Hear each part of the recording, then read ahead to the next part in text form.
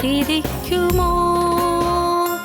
എന്നെ മാത്രം കണ്ടു സ്വർഗം വിട്ടവൻ എനിക്കായി കരുതാതിരിക്കുമോ? എനിക്കായി സ്വപുത്രനെ തന്നവൻ തൻ കൂടെല്ലാം നൽകാതിരിക്കുമോ? എന്നെ മാത്രം കണ്ടു സ്വർഗം വിട്ടവൻ എനിക്കായി കരുതാതിരിക്കുമോ? ഹല്ലേലൂയ സ്വർഗ്ഗത്തിൽ മുഴങ്ങട്ടെ, ഹല്ലേലൂയ എൻ ഹൃദയത്തിൽ ഉയരട്ടെ. ക്രൂശൻ സ്നേഹം മാത്രം എൻ്റെ ഉള്ളത്തിൽ കീർത്തനമായെന്നും നിലനിൽക്കട്ടെ. ഹല്ലേലൂയ സ്വർഗ്ഗത്തിൽ മുഴങ്ങട്ടെ, ഹല്ലേലൂയ എൻ ഹൃദയത്തിൽ ഉയരട്ടെ. ക്രൂശൻ സ്നേഹം മാത്രം എൻ്റെ ഉള്ളത്തിൽ കീർത്തനമായെന്നും നിലനിൽക്കട്ടെ.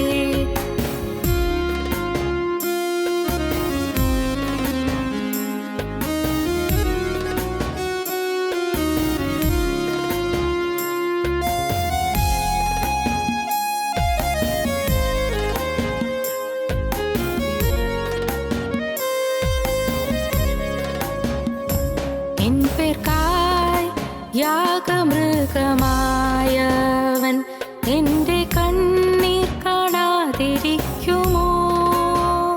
എല്ലാവരാലും ഒറ്റപ്പെട്ട കുഞ്ഞാടു കാണവരെ ഉയർത്താതിരിക്കുമോ? എൻ പേർക്കായി യാഗമൃഗമായവൻ എൻ്റെ കണ്ണീർ കാണാതിരിക്കുമോ? എല്ലാവരാലും ഒറ്റപ്പെട്ട കുഞ്ഞാടു താണവരെ ഉയർത്താതിരിക്കുമോ? ഹല്ലേലൂയ സ്വർഗ്ഗത്തിൽ മുഴങ്ങട്ടെ, ഹല്ലേലൂയ എൻ ഹൃദയത്തിൽ ഉയരട്ടെ. ക്രൂശൻ സ്നേഹം മാത്രം എൻ്റെ ഉള്ളത്തിൽ കീർത്തനമായെന്നും നിലനിൽക്കട്ടെ. ഹല്ലേലൂയ സ്വർഗ്ഗത്തിൽ മുഴങ്ങട്ടെ, ഹല്ലേലൂയ എൻ ഹൃദയത്തിൽ ഉയരട്ടെ. ക്രൂശൻ സ്നേഹം മാത്രം എൻ്റെ ഉള്ളത്തിൽ കീർത്തനമായെന്നും നിലനിൽക്കട്ടെ. ഞങ്ങളും ക്രൂശിക്കപ്പെട്ട ക്രിസ്തുവിനെ പ്രസംഗിക്കുന്നു.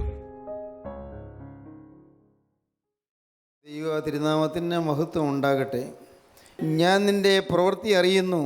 ഇതാ ഞാൻ നിൻ്റെ മുമ്പിൽ ഒരു വാതിൽ തുറന്നു വച്ചിരിക്കുന്നു, അത് ആർക്കും അടച്ചുകൂടാ. നിനക്ക് അല്പമേ ശക്തിയുള്ളൂ എങ്കിലും നീ എൻ്റെ വചനം കാത്തു, എൻ്റെ നാമം നിഷേധിച്ചിട്ടില്ല. ഞാൻ നിൻ്റെ പ്രവൃത്തി അറിയുന്നു. ഇതാ ഞാൻ നിൻ്റെ മുമ്പിൽ ഒരു വാതിൽ തുറന്നു വച്ചിരിക്കുന്നു. സുവിശേഷ വേലയുടെ വാതിൽ, സുവിശേഷ വേലയുടെ വാതിൽ നിങ്ങൾക്ക് തുറന്നു തന്നിരിക്കുന്നു. നിങ്ങൾക്ക് സ്വമനസാലെ കർത്താവിനെ സ്നേഹിച്ച് കർത്താവിനുള്ളതായ കടപ്പാടിൻ്റെ പേരിൽ നിങ്ങൾക്ക് കർത്താവിൻ്റെ വേല ചെയ്യാം, ധൈര്യമായ വേല ചെയ്യാം. നിങ്ങൾ ഒരിക്കലും പുറകോട്ട് നിൽക്കരുത്. എനിക്ക് കഴിവില്ല എന്ന് പറയരുത്, കഴിവ് കർത്താവ് തരും. എനിക്കതിനുള്ള വിളിയില്ല എന്ന് പറയരുത്, തെറ്റാണ് ധാരണ. എന്നെ ഇത് കർത്താവിന് വേണ്ടി നിയോഗിച്ചിട്ടില്ല എന്ന് പറയരുത്, അതും തെറ്റാണ്. നാം ഓരോരുത്തരും സുവിശേഷകരാണ്. നാം ഓരോരുത്തരും വാതിൽ തുറന്ന് കിട്ടിയിട്ടുണ്ട്, സുവിശേഷത്തിൻ്റെ വാതിൽ തുറന്ന് കിട്ടിയിട്ടുണ്ട്. മറ്റൊരു വാതിൽ നാം വായിക്കുന്നത് ക്രിസ്തു ആകുന്ന വാതിൽ. ഞാൻ വാതിലാകുന്നു, എന്നോട് കിടക്കുന്നവൻ രക്ഷപ്പെടും. ക്രിസ്തു ആകുന്ന വാതിൽ നമുക്ക് ലഭിച്ചിരിക്കുന്നത് വേറെ ഒന്നുമല്ല, ഒരു തത്വചിന്തയല്ല ലഭിച്ചിരിക്കുന്നത്, ഏതെങ്കിലും ആശയ സംഹിതയല്ല നമുക്ക് ലഭിച്ചിരിക്കുന്നത്, ഏതെങ്കിലും കുറേ അറിവല്ല നമുക്ക് ലഭിച്ചിരിക്കുന്നത്. നമുക്ക് ലഭിച്ചിരിക്കുന്നത് ക്രിസ്തുവിനെ തന്നെയാണ്. ക്രിസ്തുവിനെ ലഭിച്ചിരിക്കുന്നു. എൻ്റെ സഹോദരങ്ങളെ, ഇതിൻ്റെ ആഴം നിങ്ങൾ ഗ്രഹിച്ചാൽ നിങ്ങൾ പുളകിതരായിത്തീരും. സന്തോഷം കൊണ്ട് നിങ്ങൾ രോമാഞ്ചം കൊള്ളും. ദൈവത്തിന് സ്തോത്രം. ക്രിസ്തുവിനെ തന്നെ നമുക്ക് ലഭിച്ചിരിക്കുകയാണ്. യേശു ക്രിസ്തുവിനെ തന്നെ കിട്ടിയിരിക്കുകയാണ്. ക്രിസ്തു ലഭിക്കുക എന്ന് പറഞ്ഞാൽ എന്താണ്? നിത്യനിക്ഷേപം കിട്ടുകയാണ്. സ്വർഗത്തിൻ്റെ അധിപതിയെ നമുക്ക് കിട്ടുകയാണ്. യേശുവിനെ കിട്ടുമ്പോൾ യേശുവിൻ്റെ ഉള്ളതെല്ലാം നമ്മുടെ വകയായിത്തീരുന്നു. കർത്താവായ യേശു ക്രിസ്തു നമുക്ക് തുല്യ അവകാശം വെച്ചിരിക്കുകയാണ്. പിതാവായ ദൈവം ആദ്യനായി കർത്താവായ യേശു ക്രിസ്തുവിനെ കണ്ടുകൊണ്ട് പിന്നെയുള്ള തൻ്റെ വിശുദ്ധന്മാരെ എല്ലാവരെയും അതിനോട് ചേർത്ത് നിർത്തി യേശു ക്രിസ്തുവിനുള്ളതുപോലെ തുല്യ അവകാശം നമുക്ക് തന്നിരിക്കുകയാണ്. സ്വർഗീയ അവകാശം തന്നിരിക്കുകയാണ്. മനസ്സിലാക്കാൻ പ്രയാസമുള്ള കാര്യമാണ് ഈ പറയുന്നത്. നിത്യനായ ക്രിസ്തുവിൻ്റെ ഒപ്പം അവകാശം പ്രാപിപ്പാൻ തക്കവണ്ണം നമുക്ക് കർത്താവ് ഭാഗ്യം തന്നിരിക്കുകയാണ്. പ്രിയപ്പെട്ടവരെ, നാം ഇത് നേടിയെടുക്കണം, നാം ഇത് സമ്പാദിക്കണം. നിങ്ങൾക്ക് ഒരു ജോലിക്ക് വേണ്ടി നിങ്ങൾ അപേക്ഷിച്ചു, ജോലി കിട്ടി, നിയമനം കിട്ടി, നിയമന ഉത്തരവ് കിട്ടി. ഇന്ന സമയത്തിനകം നിങ്ങൾ ജോയിൻ ചെയ്യുക, ഡ്യൂട്ടി ജോയിൻ ചെയ്യുക എന്ന് പറഞ്ഞു. ഡ്യൂട്ടി ജോയിൻ ചെയ്യുക, അവിടെ ഒപ്പിട്ട് ഡ്യൂട്ടി ജോയിൻ ചെയ്യണം. ഓഫീസിലെത്തി. നിങ്ങൾക്കത് ലഭിച്ചിരിക്കുന്നൊരു ഭാഗ്യമാണ് ജോലി കിട്ടുക എന്നുള്ളത്. എന്നാൽ നിങ്ങൾ പോയിട്ട് ഒപ്പിടുന്നില്ല, നിങ്ങളുടെ സൈൻ ചെയ്യുന്നില്ല, സിഗ്നേച്ചർ ഇടുന്നില്ല, നിങ്ങൾ ഡ്യൂട്ടി ജോയിൻ ചെയ്തിട്ടില്ല. നിയമനോത്തരവ് കിട്ടി എന്ന് പറഞ്ഞാൽ നടത്തിയിട്ട് കാര്യമില്ല. എനിക്ക് അപ്പോയിൻറ്റ്മെൻറ്റ് ഓർഡർ കിട്ടി, അതുകൊണ്ട് ഞാൻ വലിയ ഭാഗ്യവാനാണ്, നല്ല ഉദ്യോഗമാണ്, എനിക്ക് കിട്ടിയിരിക്കുന്ന അപ്പോയിൻറ്റ്മെൻറ്റ് ഓർഡർ വളരെ നല്ല ഒരു അപ്പോയിൻറ്റ്മെൻറ്റ് ഓർഡറാണ് കിട്ടിയിരിക്കുന്നത്. ഈ നിയമനോത്തരവ് കൊണ്ട് ഞാൻ നടക്കുകയാണ്. എന്ത് പ്രയോജനം?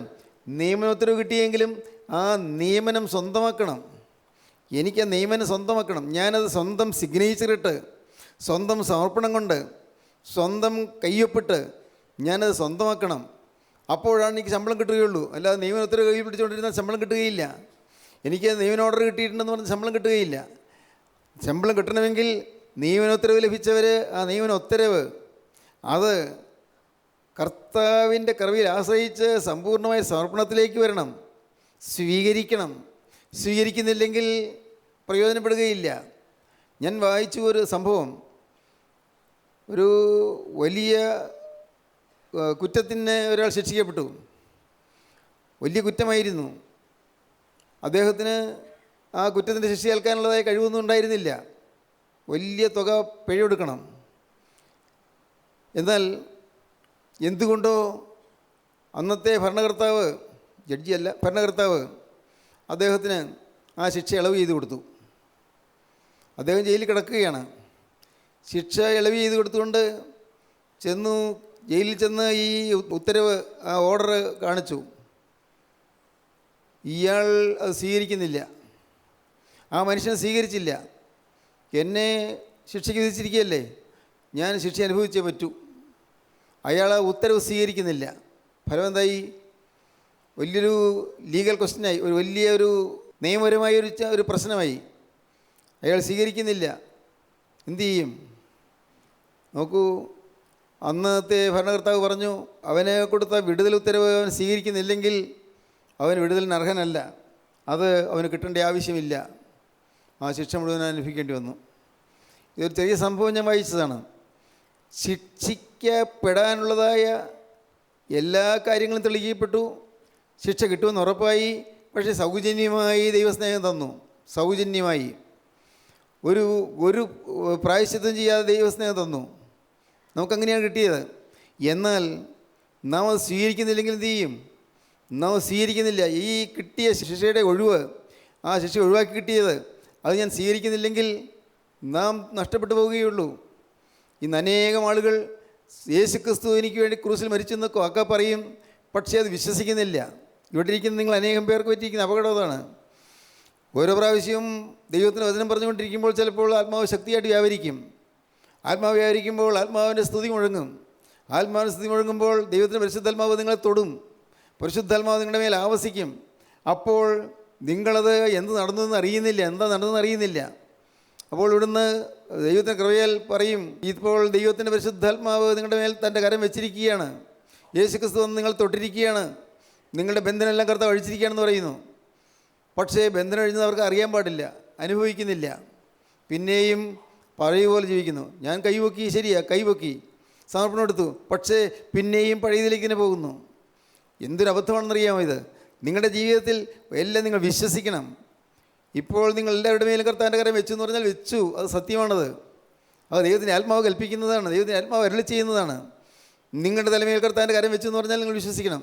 പിന്നെ അത് ഓർത്തുകൊണ്ട്, എൻ്റെ കർത്താവ് ഇത്രയും പാവിയായിരുന്നിട്ട് നീ എൻ്റെ മേലത്തിൻ്റെ കരം വെച്ചല്ലോ, മഹാപരിശുദ്ധനായ യേശുവിൻ്റെ കരേൻ്റെ മേൽ വയ്ക്കുവാൻ നിനക്ക് തിരുമനസ്സായല്ലോ. ആ നന്ദി ഹൃദയത്തിൽ നിറയണം. എന്നിട്ട് പിന്നെ ഒരണു പോലും പാവം വരാൻ നിൽക്കണം. ഓരോ സെക്കൻഡ് സൂക്ഷിച്ചിരിക്കണം. അങ്ങനെ നിൽക്കുമ്പോഴാണ് അത് നിലനിൽക്കുന്നത്. അല്ലെങ്കിൽ ശിശുമരണം സംഭവിക്കും. ജനിച്ചു, പക്ഷേ ശിശു വധിക്കപ്പെട്ടു. ശിശുമരണം സംഭവിക്കും. ശിശുവായി ജനിച്ചു, ആത്മലോകത്ത് ജനിച്ചു, പക്ഷേ ശിശുമരണം സംഭവിക്കും. അത് വരരുത്. കർത്താവിന് സ്തോത്രം. ഒന്ന് സുവിശേഷത്തിൻ്റെ വാതിൽ, മറ്റൊന്ന് ക്രിസ്തുവാകുന്ന വാതിൽ. ക്രിസ്തുവാകുന്ന വാതിൽ, ഇത് നിങ്ങൾക്ക് ഇപ്പോൾ പറഞ്ഞിട്ട് മനസ്സിലാകുന്നുണ്ടോ എന്ന് എനിക്ക് സംശയം. പ്രിയപ്പെട്ടവരെ, ഞാൻ വീണ്ടും പറയട്ടെ, യേശു ക്രിസ്തുവാണ് വാതിൽ. വേറെ വഴിയില്ല, വേറെ വാതിലില്ല. ദൈവത്തിന് സ്തോത്രം. നിങ്ങൾ ചില പുണ്യകർമ്മങ്ങൾ ചെയ്ത് രക്ഷപ്പെടാമെന്ന് ആരും വിചാരിക്കേണ്ട. മനോഗുണ പ്രവൃത്തികൾ ചെയ്ത് രക്ഷപ്പെടാമെന്ന് ആരും വിചാരിക്കേണ്ട. മനോപ്രവൃത്തി ചെയ്യേണ്ട എന്ന്, പുണ്യപ്രവൃത്തി ചെയ്യേണ്ട എന്നല്ല പറഞ്ഞത്.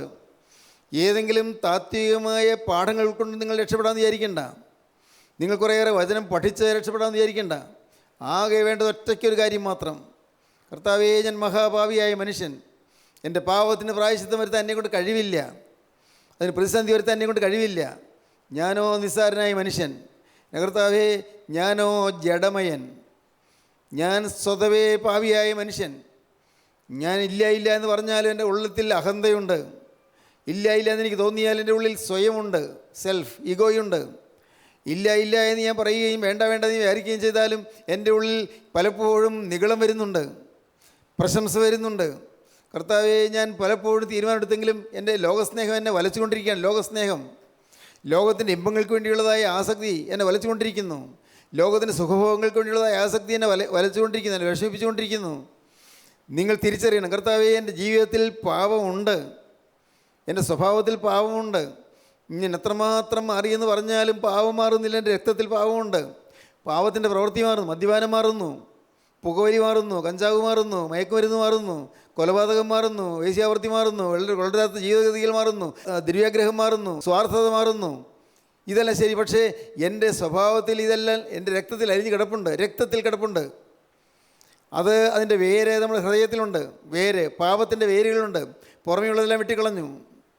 കാഞ്ഞിരമാണ്, പക്ഷേ കാഞ്ഞിരം വെട്ടിക്കളഞ്ഞു. കാഞ്ഞിരം വെട്ടിക്കളഞ്ഞാൽ പിന്നെ കുറച്ച് കഴിയുമ്പോൾ അതിൻ്റെ പൊടിപ്പ് വരും, മുളച്ചു വരും. വെട്ടിക്കളഞ്ഞതാണ്, തടി വെട്ടിക്കളഞ്ഞു. കാഞ്ഞിരക്കായ് കാണുന്നില്ല, ഇപ്പോഴ് കാഞ്ഞിരത്തിൻ്റെ കൊമ്പ് കാണുന്നില്ല. എന്നാൽ കാഞ്ഞിരം വെട്ടിക്കളഞ്ഞു, പക്ഷേ കുറച്ച് കഴിഞ്ഞ് നോക്കുമ്പോഴുണ്ട് അതിൽ നിന്ന് കിളുന്ന ചെറിയ ചെറിയ കൂമ്പുകൾ വരുന്നു, ചെറിയ പൊടിപ്പുകൾ വരുന്നു. അത് വളർന്നു വന്ന് പിന്നെയും കാഞ്ഞിരം കായ്ക്കും. ദൈവത്തിന് സ്തോത്രം. പ്രിയപ്പെട്ടവരെ, നമ്മിൽ പാപത്തിൻ്റെ വേരുകളുണ്ട്. ഇത് അറിയണം. നാം പാപത്തിൻ്റെ വേരുകളുണ്ട്. ദൈവത്തിന് സ്തോത്രം. ശ്രദ്ധിക്കുക, നാം ഒരു മുറിക്കകത്തേക്ക് ചെല്ലുമ്പോൾ ആ മുറിയിൽ ഒരു 8 കാലി വല കാണുന്നു. 8 കാലി വല. നിങ്ങൾ ആ മുറിയിൽ ആകെ തൂത്ത് കുടച്ച് വൃത്തിയാക്കി 8 കാലി വല. നിങ്ങൾ അത് തൂത്ത് കളഞ്ഞു, നന്നായി, ഇനി കുഴപ്പമില്ലല്ലോ. പക്ഷേ നാളെ ചെല്ലുമ്പോൾ വീണ്ടും അവിടെ 8 കാലി വല. അതെങ്ങനെയാണ്? പിന്നെയും 8 കാലി വല കൂട്ടി, അന്ന് തുടച്ച് കളഞ്ഞു. പിറ്റേ ദിവസം ചെല്ലുമ്പോൾ പിന്നെയും 8 കാലി വല. എന്താണത് കാരണം? 8 കാലി അവിടെ ഇരിപ്പുണ്ട്. 8 കാലിയെ കൊല്ലണം. ദൈവത്തിന് സ്തോത്രം. 8 കാലിയെ കൊന്നാലേ ആ 8 കാലി വല പിന്നെ ഉണ്ടാകാതിരിക്കുകയുള്ളൂ. ഇന്ന് അനേകരും വല മാറ്റിക്കളയുന്നുണ്ട്, പക്ഷേ 8 കാലിയെ കണ്ടുപിടിക്കുന്നില്ല. ഒളിച്ചിരിക്കുന്ന 8 കാലിയെ കണ്ടുപിടിക്കുന്നില്ല. അവിടെ ചുമരിൻ്റെ ഏതോ വിടവിൽ 8 കാലി ഇരിപ്പുണ്ട്. അതിനെ കാണുകയോ അതിനെ കൊല്ലുകയോ ചെയ്യുന്നില്ല. അതുകൊണ്ട് പിന്നെയും ഇറങ്ങി വന്നത് വല കൂട്ടും, അതിൻ്റെ ആഹാരത്തിനുള്ള വഴി തേടും. പ്രിയപ്പെട്ടവർ, ഇതുപോലെയാണ് നമ്മൾ പലരും. 8 കാലി വല പോലെയാണ്. അപ്പോഴപ്പോൾ തൂത്ത് കളയുന്നുണ്ട്. ശരിയാണ്, കോപം വന്നു, അയ്യോ കർത്താവിന് കോപിക്കുകയില്ലെന്ന് പറഞ്ഞു, പക്ഷേ കാര്യം തീർന്നില്ല. അതിൻ്റെ വേരെവിടെ കിടപ്പുണ്ട്. ദൈവത്തിന് സ്തോത്രം. എന്ത് ചെയ്യണം പ്രിയപ്പെട്ടവരെ? എന്താ ഇതിന് പോകാൻ വഴി? നിങ്ങൾ പറയൂ, എന്താ പോകാൻ വഴി? ഞാൻ പറഞ്ഞു തരാം. ദൈവത്തിന് സ്തോത്രം. ഹല്ലേലൂയ. ഇതിന് പോകാൻ വഴി എന്താണെന്നറിയാമോ? നിങ്ങളുടെ ഹൃദയത്തിലെ പാപത്തിൻ്റെ വേരുകൾ കത്തിപ്പോകാൻ പരിശുദ്ധാത്മാവിന് തീ ഇറങ്ങണം. ഹല്ലേലൂയ. ദൈവത്തിന് സ്തോത്രം. പാപത്തിൻ്റെ അടിവേരുകൾ കത്തിപ്പോകാൻ ഈ സ്വർഗീയ അഗ്നി ഈ ആളത്വത്തിൽ ഇറങ്ങണം. പരിശുദ്ധാത്മാവിൻ്റെ അഗ്നി ഇറങ്ങണം. ഇന്ന് അത് പറയുമ്പോൾ പലർക്കും അത് മനസ്സിലാകുന്നില്ല. കാരണം നിങ്ങൾ പലരും വിശ്വാസികളല്ല. ക്ഷമിക്കണം, നിങ്ങൾ പലരും ഈ പറയുന്നത് വിശ്വസിക്കുന്നില്ല. ഞാൻ പറയുന്നത് നിങ്ങൾക്ക് വിഷമം തോന്നരുത്. പറയുന്നത് വിശ്വസിക്കുന്നില്ല. നമ്മുടെ ജീവിതത്തിൽ പരിശുദ്ധാത്മാവ് ഇറങ്ങണം. എനിക്ക് പരിശുദ്ധാത്മാവിനെ കിട്ടുകയില്ലെന്ന് നിങ്ങൾ വിചാരിച്ചുകൊണ്ടിരിക്കരുത്. പരിശുദ്ധാത്മാവിനെ എനിക്ക് കിട്ടും, തീർച്ചയായിട്ടും കിട്ടും. എങ്ങനെ? ഞാൻ എന്നെ തന്നെ ഒരിക്കൽ കിട്ടും. ആർക്കും കിട്ടും. പരിശുദ്ധാത്മാവിനെ ആർക്കും കിട്ടും. ദൈവത്തിന് സ്തോത്രം. അതിനുവേണ്ടി അതിനുള്ള വില കൊടുക്കണം. രക്ഷ സൗജന്യമാണ്, പക്ഷേ പരിശുദ്ധാത്മാഭിഷേകം അത് വില കൊടുത്ത് വാങ്ങേണ്ടതാണ്. ഹല്ലേലൂയ, ദൈവത്തിന് സ്തോത്രം. ആത്മാവിൻ്റെ അഭിഷേകം വില കൊടുത്ത് വാങ്ങണം. അതിന് കുറേയേറെ ത്യാഗങ്ങളൊക്കെ ഉണ്ട്. അതിന് പല സുഖഭോഗങ്ങളും ത്യജിച്ചേ പറ്റൂ. അത് തെറ്റല്ലാത്ത ചില കാര്യങ്ങൾ പോലും ഉപേക്ഷിച്ചേ പറ്റൂ. ദൈവത്തിന് സ്തോത്രം. നിങ്ങളുടെ ജീവിതത്തിലെ സ്വാർത്ഥ താല്പര്യങ്ങളെല്ലാം കൈവിട്ടേ പറ്റൂ. നിങ്ങൾക്ക് നിങ്ങളുടെ ഹൃദയത്തിൻ്റെ അടിയിൽ പണത്തോടുള്ളതായ ആ ആസക്തി വിട്ടേ പറ്റൂ. നിങ്ങളുടെ ഹൃദയത്തിനകത്ത് ഒളിഞ്ഞിരിക്കുന്ന ചില പാപങ്ങൾ, അതിൻ്റെ വേരുകൾ എവിടെയുണ്ട്, അതെല്ലാം പറിച്ചു കളഞ്ഞേ പറ്റൂ. വേര് പറിച്ചു കളയുകയല്ല, എല്ലാം കത്തിച്ച് കളയണം. സ്തോത്രം. എന്ത് ചെയ്യണം? ഇതുപോലുള്ള കൂട്ടായ്മയിൽ വരുമ്പോൾ സാധിക്കുന്നതാണ്. കൂട്ടായ്മയിൽ വരുമ്പോൾ നിങ്ങൾ ഒരുമിച്ച് കൂടി ഇരിക്കുമ്പോൾ ഏതാണ് സാധിക്കുന്നത്? എന്താണ്? പരിശുദ്ധാത്മാവിന് തീയിറങ്ങി നിങ്ങളുടെ ഉള്ളത്തിൽ നിന്നെല്ലാം കത്തിച്ച് കളയുന്നു. ക്രിസ്തുവിൻ്റെ അഗ്നി ഇറങ്ങുന്നു. ദൈവത്തിന് സ്തോത്രം. സ്വർഗീയ അഗ്നി ഉണയിൽ ഇറങ്ങുന്നു. എൻ്റെ ദൈവമേ, നിങ്ങൾക്ക് മനസ്സിലാക്കിയിട്ടിരുന്നെങ്കിൽ, ഇത് നിങ്ങളൊന്ന് മനസ്സിലാക്കിയിരുന്നെങ്കിൽ നിങ്ങൾ ഇവിടെ നിൽക്കില്ലായിരുന്നു. നിങ്ങൾ താൻ്റെ വചനവുമായിട്ട് ഓടുമായിരുന്നു. ഓടി നടന്ന് ഈ കാര്യം പറയുമായിരുന്നു. ആരോടും പറയുമായിരുന്നു. ധൈര്യമായിട്ട് പറയുമായിരുന്നു. എത്ര കാലം കൊണ്ട് ഇനി പറയാൻ? സ്നേഹിതാ, നീ മനസ്സിലായോ? എത്ര കാലം കൊണ്ട് ഇനി പറയാൻ? അധികം കാലമൊന്നുമില്ല. നിങ്ങൾക്കറിയാമോ? ദൈവത്തിന് സ്തോത്രം. എൻ്റെ കർത്താവിന് മഹത്വം. ദൈവത്തിന് സ്തോത്രം. ഞാൻ പറയട്ടെ, ഞാൻ ഇടപെടലില്ലാതെ ഇപ്പോൾ ഇവിടെ നിന്നും സാധിക്കുന്നിടത്തോളം പ്രസംഗിക്കുന്നത് എന്തുകൊണ്ടാണെന്നറിയാമോ? അധികം കാലമില്ലെന്ന് എനിക്കറിയാം. കർത്താവിന് സ്തോത്രം. അധികം നാളുകളൊന്നും ഇല്ലെന്ന് എനിക്കറിയാം. ദൈവത്തിന് സ്തോത്രം. പിന്നെ കർത്താവ് തരുന്നിടത്തോളം നാൾ ജീവിക്കുന്നേ ഉള്ളൂ. ഞാൻ എൻ്റെ കർത്താവെ, ഐ എം എവർ റെഡി. ദൈവത്തിന് സ്തോത്രം. എൻ്റെ കർത്താവിന് സ്തോത്രം. എത്രയും വേഗം ഒരു വേല ചെയ്ത് തീർക്കണമെന്നുണ്ട്. എത്രയും വേഗം പരമാവധി വേഗത്തിൽ കർത്താവിൻ്റെ വേല ചെയ്യണമെന്ന് എനിക്കുണ്ട്. ഇനി ഒട്ടും വൈകരുതെന്നുണ്ട്. സ്തോത്രം. എത്ര ഇപ്പോൾ ചിന്തിക്കുമ്പോൾ മനസ്സിലാകുന്നത് ഒട്ടേറെ കാലങ്ങൾ നഷ്ടപ്പെടുത്തിയെന്ന് ഞാൻ പറയുന്നുള്ളൂ. ഒട്ടേറെ നല്ല നല്ല അവസരങ്ങൾ നഷ്ടപ്പെടുത്തി. ഞാൻ കുറ്റബോധത്തോടെ പറയുകയാണ്. നല്ല നല്ല അവസരങ്ങൾ എനിക്ക് കിട്ടിയതാണ്. കർത്താവിൻ്റെ വചനം പറയാനും എന്നെ കർത്താവിൻ്റെ സാക്ഷിയായി നിർത്താനുള്ളതായ അനേകം നല്ല അവസരങ്ങൾ നഷ്ടപ്പെടുത്തി കളഞ്ഞു. ഞാൻ സ്വയമേ നഷ്ടപ്പെടുത്തി കളഞ്ഞു. അലസത കൊണ്ട് നഷ്ടപ്പെടുത്തിയിട്ടുണ്ട്. അലസത കൊണ്ട്, എൻ്റെ സ്വന്തം ചിന്താഗതികൾ കൊണ്ട് നഷ്ടപ്പെടുത്തിയിട്ടുണ്ട്. എൻ്റെ സ്വന്തം മനോഭാവം കൊണ്ട്. ദൈവത്തിന് സ്തോത്രം. ദൈവത്തിന് സ്തോത്രം. പ്രിയപ്പെട്ടവരെ, നിങ്ങൾ ഇന്ന് കിട്ടുന്ന ഈ അവസരം നിങ്ങൾ കളയരുത്. യേശു ക്രിസ്തു ആകുന്ന വാതിലിതാ തുറന്നു വച്ചിരിക്കുന്നു. അവർ തിരുവിലാവുതാ തുറന്നിരിക്കുന്നു. ഏത് പാവിക്കും ഓടി വരാം. എത്ര ക്രൂരപാതകം ചെയ്തവന് ഓടി വരാം. ഈ തിരുവിലാവിലേക്ക് നിങ്ങൾക്ക് ചേരാം. യേശു ക്രിസ്തു തിരുവിലാവിൽ നിങ്ങൾക്ക് അഭയപ്പെടാം. നിരാശകൾ വിട്ടുകളയുക. എല്ലാ നിരാശയും മാറ്റിക്കളയുക. എനിക്ക് സാധ്യമല്ല എന്നുള്ള ചിന്ത വിട്ടുകളയുക. എന്നെ ആരും ഗവനിക്കുന്നില്ല എന്നുള്ള ചിന്ത വിട്ടുകളയുക. മനുഷ്യൻ ഗവനിച്ചില്ലെങ്കിൽ എന്ത്? എൻ്റെ യേശു എന്നെ കണ്ടാൽ പോരെ. ദൈവത്തിന് സ്തോത്രം. ആരും മാനിച്ചില്ലെങ്കിൽ എന്ത്? എൻ്റെ യേശു എന്നെ കണ്ടാൽ പോരെ. കർത്താവിന് സ്തോത്രം. ലോകത്തിൽ ജീവനുള്ള ക്രിസ്തു എന്നെ കാണുന്നു, എന്നെ അറിയുന്നു, എന്നെ സ്നേഹിക്കുന്നു. വിശ്വസിക്കുക. യേശു ക്രിസ്തുവിനെ വ്യക്തിപരമായി അറിയുന്നു, വ്യക്തിപരമായി എന്നെ സ്നേഹിക്കുന്നു. വിശ്വസിക്കുക. എന്നെ വ്യക്തിപരമായി അറിയുന്നു. എൻ്റെ പ്രശ്നം ഞാൻ പറയുന്നതിന് മുമ്പേ എൻ്റെ യേശുവിനറിയാം. എൻ്റെ ആവശ്യം ഞാൻ പറയുന്നതിന് മുമ്പേ എൻ്റെ യേശുവിനറിയാം. എൻ്റെ ആഗ്രഹം ഞാൻ പറയുന്നതിന് മുമ്പേ യേശുവിനറിയാം. എൻ്റെ കർത്താവേ, നീ എല്ലാം അറിയുന്നു. കർത്താവേ, നീ എന്നെ ഇന്നുവരെയും കാത്ത് സൂക്ഷിച്ചു, ഇവിടം വരെയും കൊണ്ടുവന്നു. നീ എന്നെ, എൻ്റെ കർത്താവെ, ഓമന പേർ ചൊല്ലി വിളിച്ചുകൊണ്ട് എന്നെ ഓമനിച്ച് താലോലിച്ച് ഒരു ശിശുവിനെ വളർത്തുന്നത് പോലെ എന്നെ വളർത്തി കൊണ്ടുവന്ന് ഇത്രയും കാലം. നിങ്ങൾ ദൈവത്തോട് പറയണം, കർത്താവേ, ഇന്ന് ഞാനിതാ കർത്താവേ, ഞാൻ അന്യനെ പോലെ വന്നിരിക്കുകയാണ്. മോനെ, നീ അന്യനല്ല, നീ സ്വന്തമാണ്. ഹല്ലേലൂയ, ദൈവത്തിന് സ്തോത്രം. മോളെ, നീ അന്യസ്ത്രീയല്ല, നീ സ്വന്തം കുടുംബത്തിലെ അംഗമാണ്.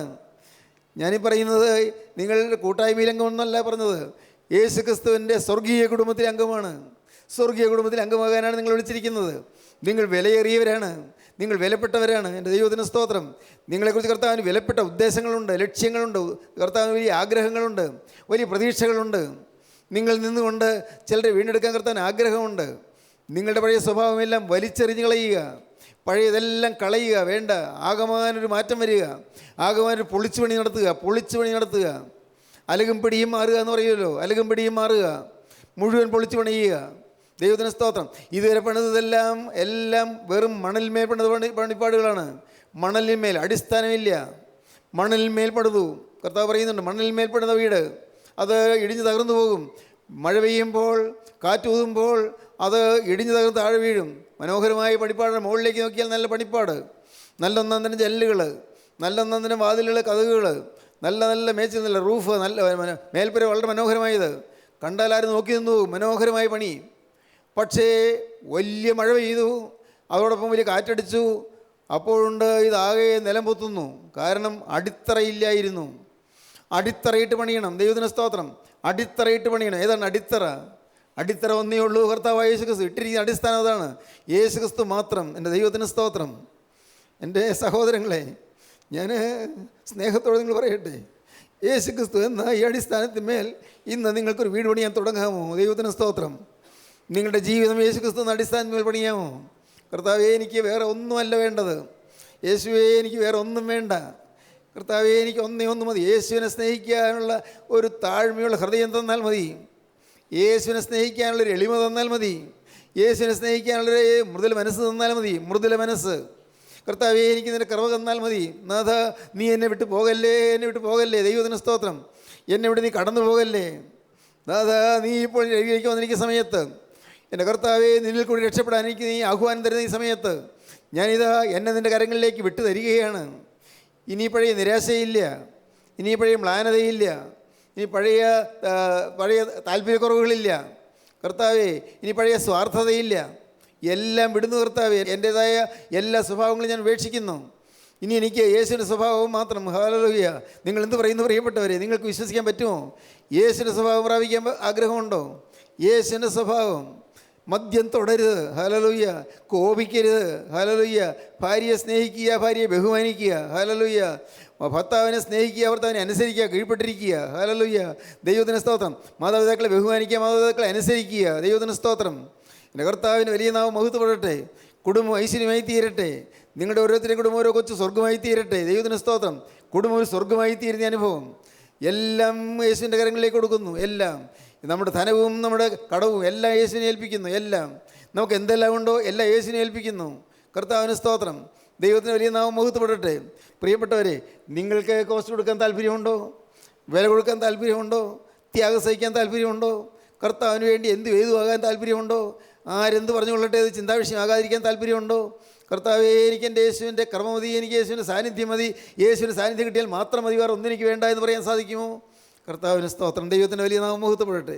സഹോദരീ സഹോദരങ്ങളെ, ഇന്ന് ഞാൻ വളരെ വിനയപൂർവ്വം നിങ്ങൾ പറയുകയാണ്, നിങ്ങൾക്ക് ഇന്ന് പുതിയ സമർപ്പണം എടുക്കാം. കർത്താവിന് സ്തോത്രം. നിനക്ക് അല്പമേ ശക്തിയുള്ളെങ്കിലും നീ എൻ്റെ വചനം കാത്തു. കുറച്ച് ശക്തിയുള്ളൂ, കുറച്ചേ ശക്തിയുള്ളൂ, പക്ഷേ നീ എൻ്റെ വചനം കാത്തു. നല്ലത്. വലിയ ശക്തിയൊന്നുമല്ല, നീ വലിയ ശക്തിമാനല്ല, വലിയ പണ്ഡിതനൊന്നുമല്ല. സ്തോത്രം. ദൈവത്തിന് സ്തോത്രം. ഞാൻ വിശ്വസിക്കുന്ന കാര്യമാണ് പറയുന്നത്. ഞാൻ വലിയ പണ്ഡിതനൊന്നുമല്ല. ഞാൻ എൻ്റെ കർത്താവിൻ്റെ കൃപയാൽ ഇതുവരെയും ജീവിച്ചു പോകുന്നു മാത്രം. സത്യമാണ് ഈ പറയുന്നത്, ചുമ്മാ പറയുന്നതല്ല. അനേകം ദൈവഭക്തന്മാരായ ആളുകൾക്കുള്ള ഒരു സമൂഹത്തിൽ ഞാൻ ചെന്നാൽ ഞാൻ ഒട്ടും പണ്ഡിതനല്ല, ഒട്ടുമല്ല. എന്നാൽ ദൈവത്തിന് സ്തോത്രം. എന്നാൽ ഞാൻ അപ്പോഴപ്പോൾ എൻ്റെ കർത്താവിനോട് ചോദിച്ചു വാങ്ങാറുണ്ട്. ചോദിച്ചു വാങ്ങും, അപേക്ഷിച്ച് വാങ്ങാറുണ്ട്. ചോദിച്ചു വാങ്ങും. കിട്ടുന്നവരെയും ചോദിച്ചു കൊണ്ടിരിക്കും, തരുന്നവരെയും യാചിച്ചു കൊണ്ടിരിക്കും. കർത്താവേ, തരണമേ. ഇന്ന് ഈ ജനത്തിന് കൊടുക്കാനുള്ളത് എൻ്റെ നാവിന്മേൽ വരച്ചു തരണമേ.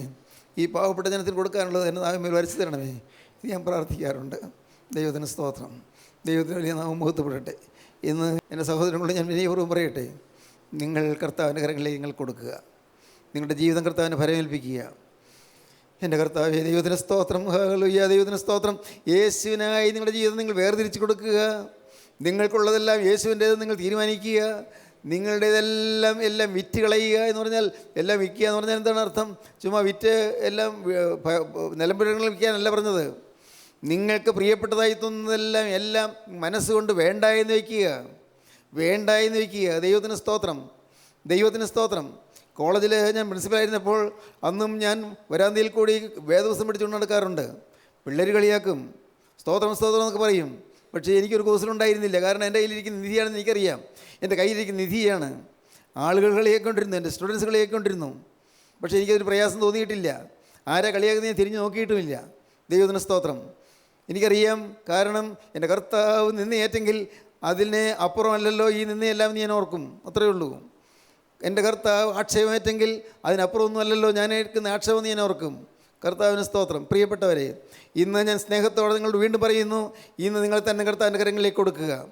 ഒരു വ്യവസ്ഥയും കൂടെ അത് കൊടുക്കുക. കർത്താവേ, ഇത്രയും കാലം ഭൂമിയിൽ ജീവിച്ചു, പലതും പാഴായിപ്പോയി, നഷ്ടമാക്കി കളഞ്ഞു. കർത്താവേ, ഞാൻ നേടേണ്ടത് നേടിയില്ല. കർത്താവേ, നേടേണ്ടത് ഞാൻ നേടിയില്ല. തെറ്റുപറ്റിപ്പോയി. കർത്താവേ, അബദ്ധം പറ്റിപ്പോയി, അവിവേകം വന്നുപോയി.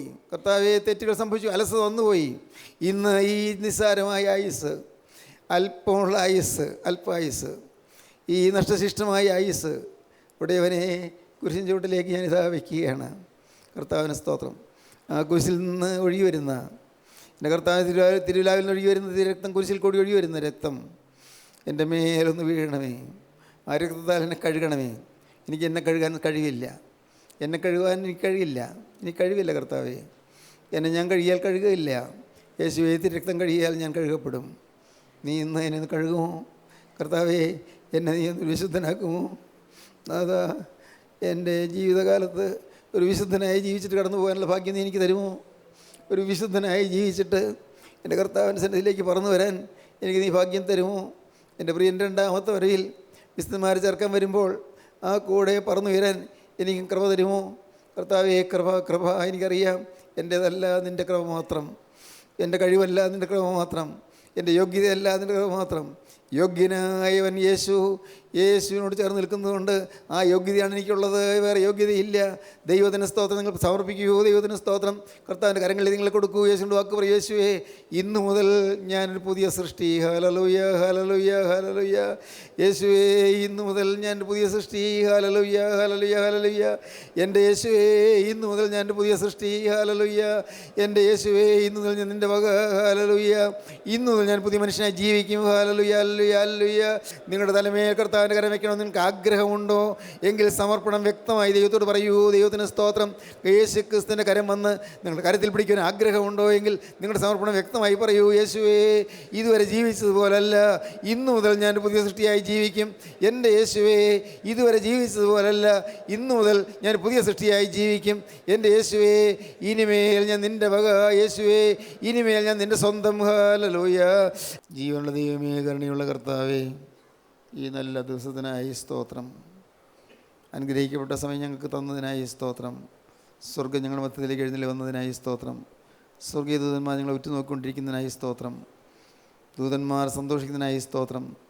മാനസാന്തരപ്പെടുന്നൊരു പാവിയെ ചൊല്ലി സ്വർഗ്ഗം സന്തോഷിക്കുന്ന ഞങ്ങൾ വായിക്കുന്നുണ്ടല്ലോ കർത്താവേ. ഇന്ന് അനേകരുടെ ജീവിതത്തിൽ മാനസാന്തരം നൽകണമേ. എല്ലാവരെയും അനുഗ്രഹിക്കണമേ. എൻ്റെ നാഥ, അവിടുത്തെ രണ്ടാമത്തെ വരവിൽ പറന്നു വരാൻ വിശുദ്ധരാക്കി തീർക്കണമേ. എല്ലാവരെയും അനുഗ്രഹിച്ച് സമാധാനത്തോടെ പറഞ്ഞയക്കണമേ. യേശു ക്രിസ്തുവിൻ്റെ വിലയേറിയ നാമത്തിൽ പ്രാർത്ഥിക്കുന്നു. കൃപയോടെ കേൾക്കണമേ. ആമീൻ. ഹല്ലേലൂയ.